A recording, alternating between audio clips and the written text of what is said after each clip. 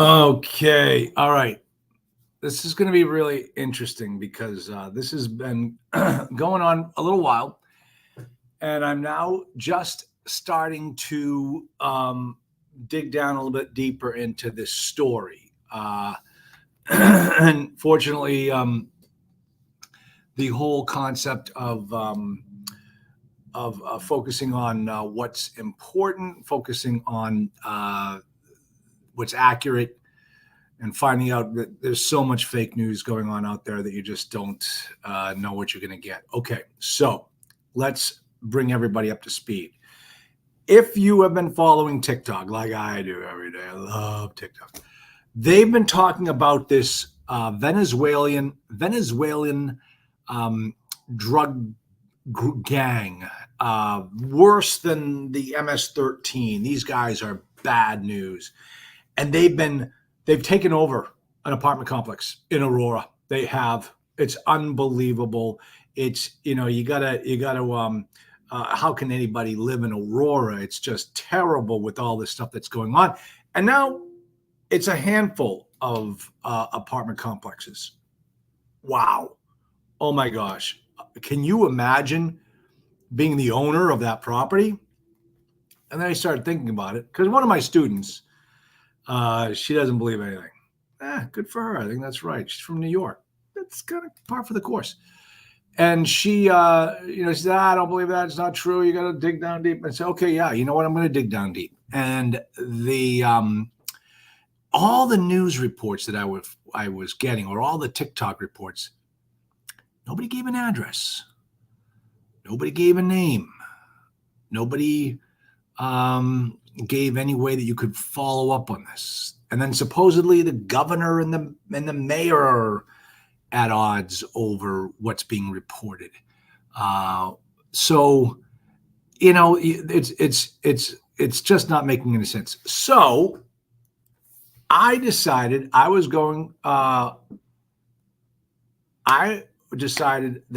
going to dig down deep.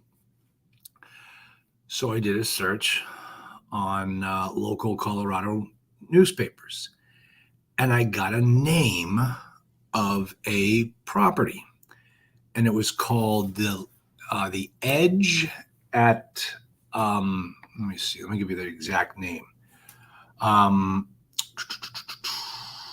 Where did I click? The Edge at Lowry Apartments.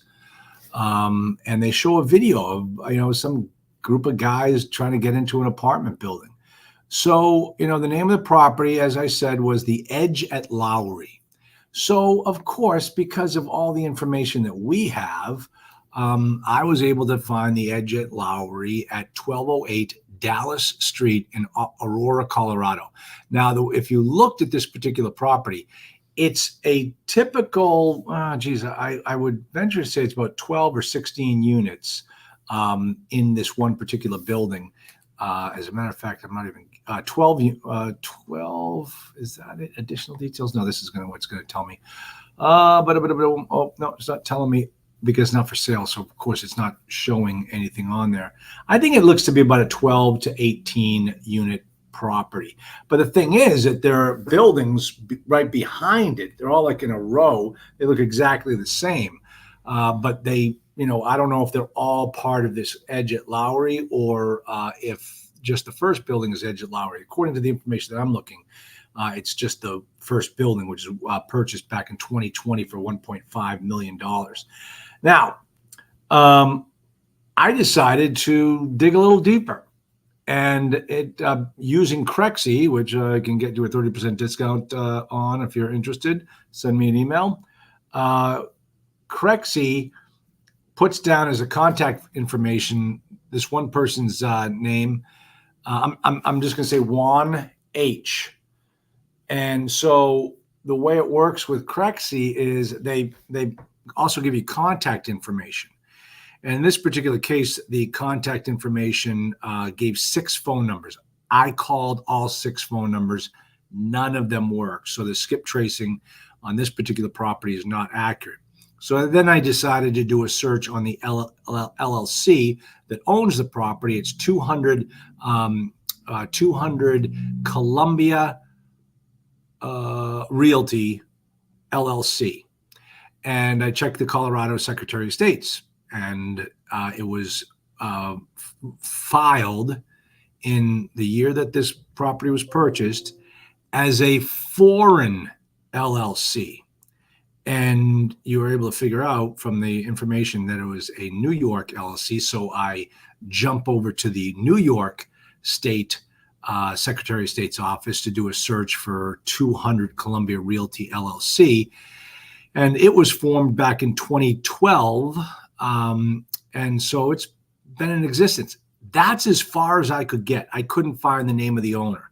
I would love to talk to the owner. I'd love to find out, what's actually going on his property, because as I said before, there's a couple things going on here. First off, you have to decide whether it's true. Like, for instance,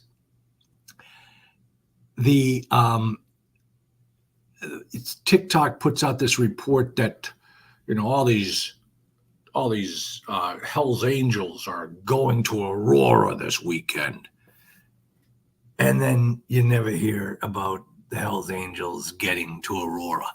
And then not only that, some other guy puts up on TikTok, he says, I'm not a member of the Hell's Angels, but I'm a member of another one of those gangs. Let me tell you something. There's only one reason why Hell's Angels would be going to Aurora today. And the answer is because somebody out there took out one of theirs, Hell's Angels. And I said, okay, yeah, all right, fine. Everybody's blustering right now. So, but I agree. They don't have a dog in this fight. So, they're not going to go all the way, ride their bikes out to Aurora. So they go. So none of that is true. None of that was accurate. The Edge at Lowry. Do some research. Find out if what's really going on. Oh, and here's the other thing. And this is what I said on my TikTok channel, where I always tell the truth. Is that on Crexy, you can find out if this is a local bank mortgage property or a federal GSE bank covered property. And I looked it up, and because the property was purchased for $1.5 million, I knew it wasn't going to be a GSE. And so the other thing too is that Crexy did not list any bank information. So what I said on my call or my talk on TikTok was that if it was a CMBS note, if it was a government-sponsored Fannie Mae, Freddie Mac, I hope it is, if this is true, because then the owner can just walk in and drop the keys on the bank's desk and say, sayonara, it's all yours. It's a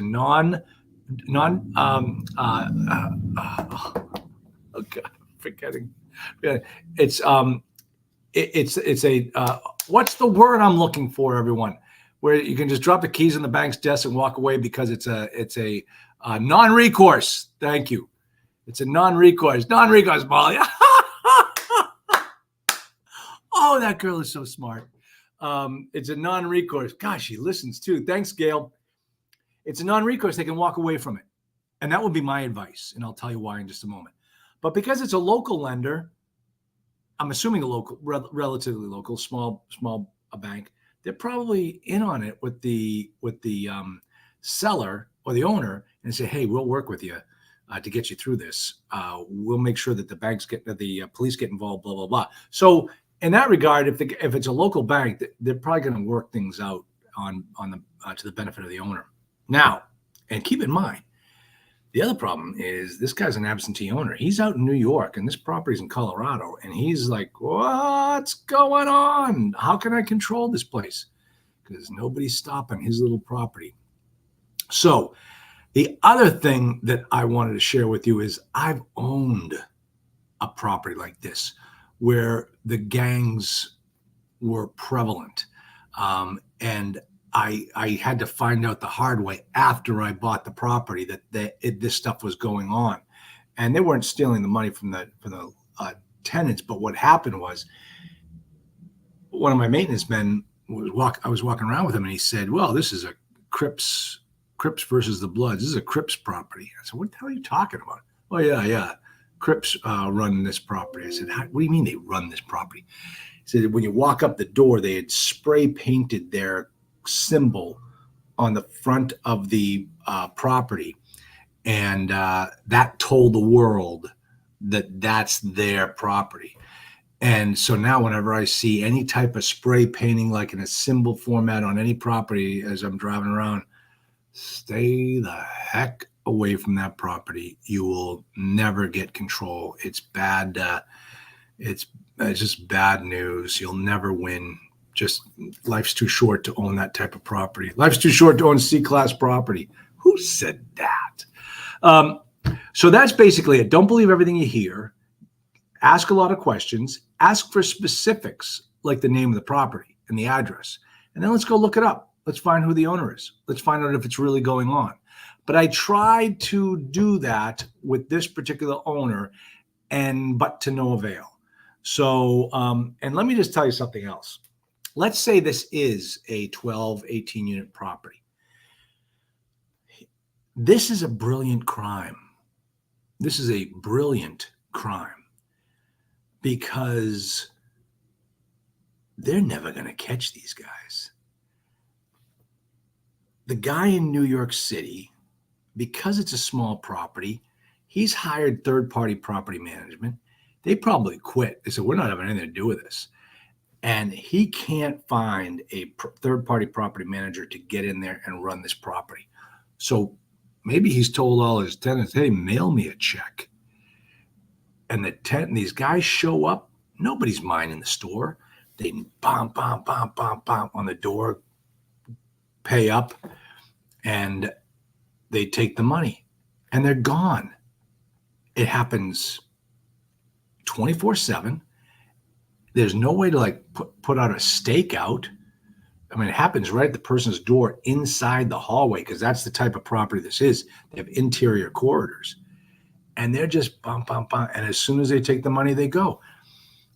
The tenant can't snitch on them because they know where they live.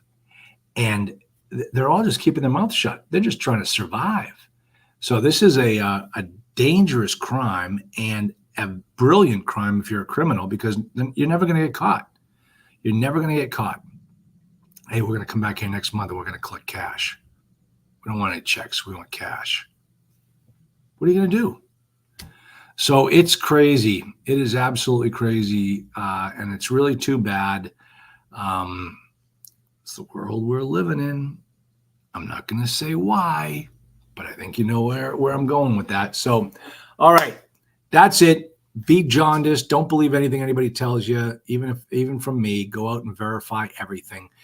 And let's get to the bottom of this story. Let's keep our eye on this story to see if it's really true, or if it's one of these political, witch hunt types of things. We're like, oh, bad Democrats, they let all these people in. Oh, you Republicans are evil. Let's figure out if that's what exactly is going on, and let's keep asking the probing questions. That's it. That's Aurora, Colorado for you. And the answer is, I don't believe anything yet. I'll believe it when I see it. But I'm going to keep looking. And when I do and I find something new, and we'll see what happens. Oh, Gail, I heard there are squatters taking over residential homes too. And I also heard that there's a company whose sole job it is to get the squatters out on behalf of landlords. And it was started by a guy who owned a property that got squatted, and he almost lost it. He says, I'm not going to let this happen to other people. And there are a whole lot of tricks to the trade, but keep informed. And if you own a property, there are so many things you can do to protect yourself. Maybe I should do a lesson on that sometime. So, all right, that is all. Thanks, everybody. Great to see you all. Always a pleasure. And don't forget, Thursday, we'll be talking some more on new and fun stuff. I'm expecting an update on some of the stuff that's been going on in Texas, some of the syndication issues that people are having, and we'll get to the bottom of that. All right, folks, I'll see you on Thursday. Talk to you then.